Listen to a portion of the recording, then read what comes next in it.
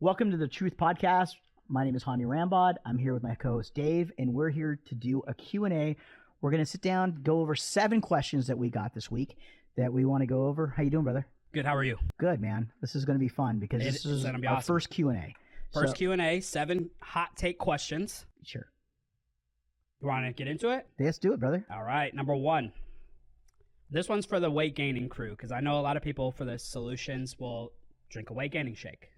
Where do they strategically place a weight gainer in their day? So obviously food has the best effect, right? Most anabolic effect, but where does a weight gainer, high quality weight gainer fall into that in their day? So normally you're going in with post-workout, again, carbs. You got most weight gainers don't go super high in fat. Some do, but I would stay away from those. You have your carbs. So that's going to be your post-workout. Then in the morning, whether it's first meal or in between meals, and then a little bit later in the evening time. So between 2 to 3 meals a day, but again, not doing them for every single meal, but to help augment the diet and help supplement with extra calories.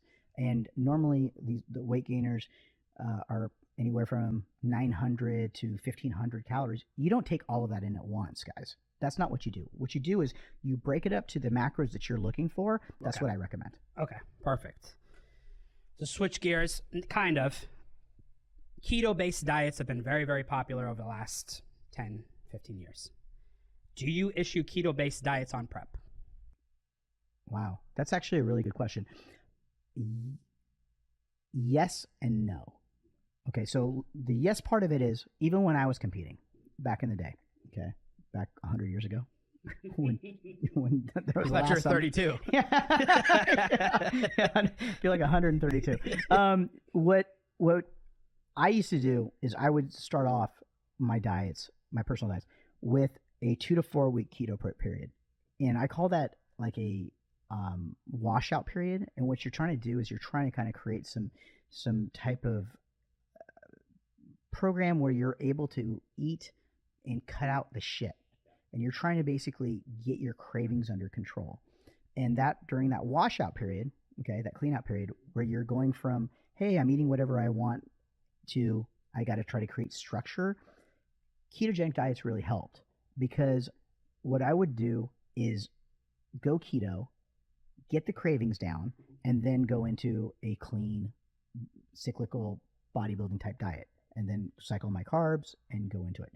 And I have done that in the past with athletes, but most of the time I don't need to, because they're in much better shape than I was, because I would only compete like once every couple of years. And, or it would just, again, this was me. I was natural, the whole situation. So that's the way I would do it. And I'd like to do that a little bit earlier, like at 16 or 18 weeks out, and then do that for 2 to 4 weeks and then go into a prep. Now for clients, national level guys that are getting ready to try to get their pro card, guys that are getting ready to try to qualify for, the Olympia or get on the Olympia stage, it's not needed.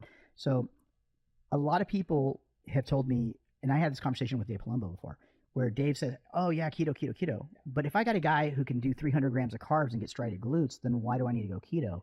But I know that it's going to be a detriment to the loss of the 3D physique that I'm looking to build, where you want glycogen-rich muscle fibers. So what you're trying to do is go, okay, well, let's not use a one-size-fits-all tool and go into a prep with something that may end up looking better if you can use carbohydrates to some degree.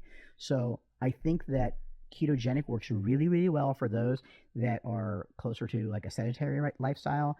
For those that have issues with cravings, I feel like people who want to eat less often because of the situation they have with their work schedule, I think that there's things like, fasting, intermittent fasting that you can also add in. But all in all, do I like it for prep? No, I don't feel that it conducive of a good result. So you've worked obviously with the best bodies in the world.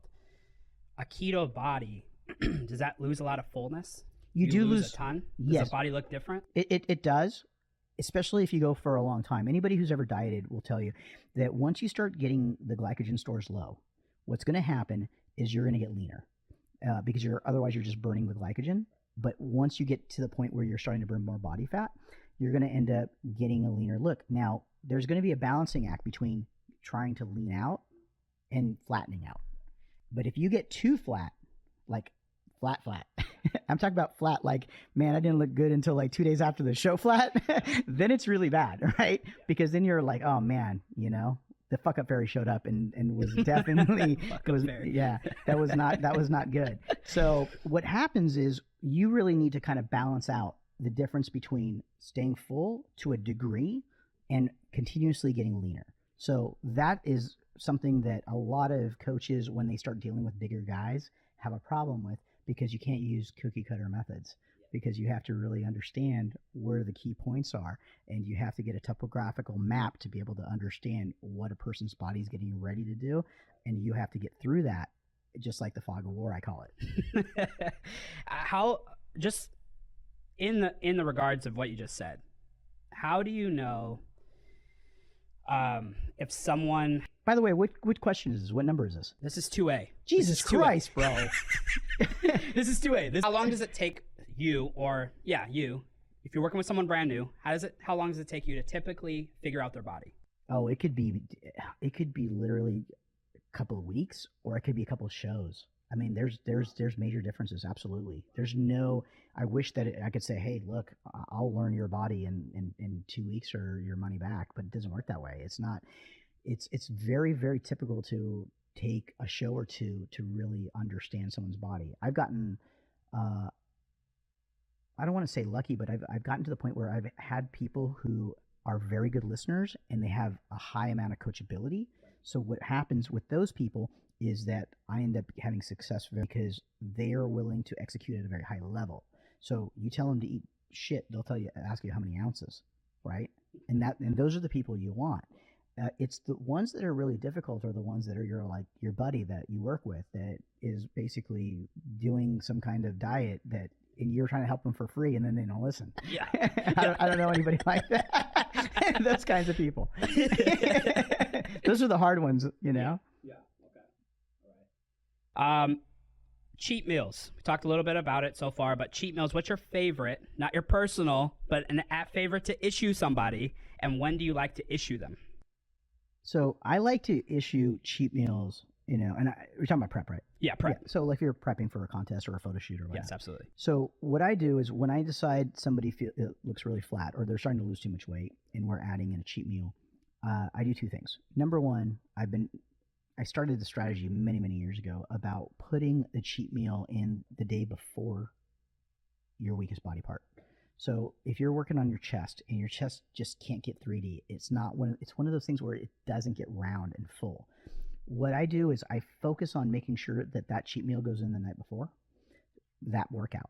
So if you're train chest on Monday, then Sunday night you're getting the cheat meal.